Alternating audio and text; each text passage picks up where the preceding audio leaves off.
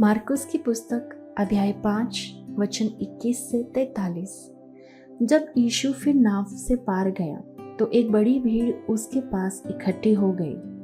वह झील के किनारे ही था कि याईर नामक आराधनालय के सरदारों में से एक आया और उसे देखकर उसके पांव पर गिरा और यह कहकर उससे बहुत विनती की, मेरी छोटी बेटी मरने पर है, तू आकर उस पर हाथ रख कि वह चंगी होकर जीवित रहे।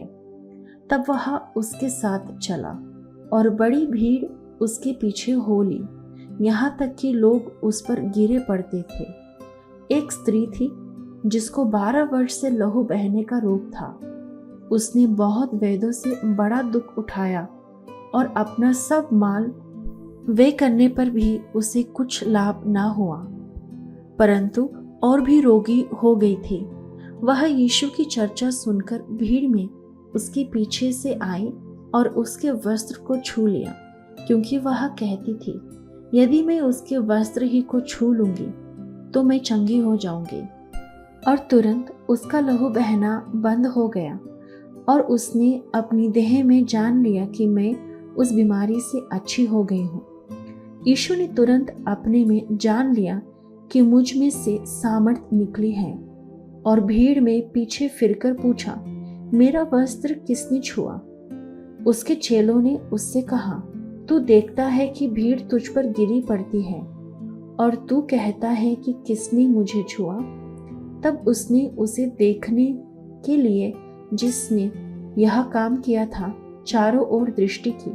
तब वह स्त्री यह जानकर कि मेरी कैसी भलाई हुई है, डरती और कांपती हुई आई और उसके पांवों पर गिरकर उससे सब हाल सच सच कह दिया। उसने उससे कहा, पुत्री, तेरे विश्वास ने तुझे चंगा किया है, कुशल से जा और अपनी इस बीमारी से बची रह। वह यह कह ही रहा था कि आराधनालय के सरदार के घर से लोगों ने आकर कहा, तेरी बेटी तो मर गई है, अब गुरु को क्यों दुख देता है? जो बात वह कह रहे थे उसको यीशु ने अनसुनी करके आराधनालय के सरदार से कहा, मत डर, केवल विश्वास रख। और उसने पतरस और याकूब के भाई यूहन्ना को छोड़ अन्य किसी को अपने साथ आने ना दिया।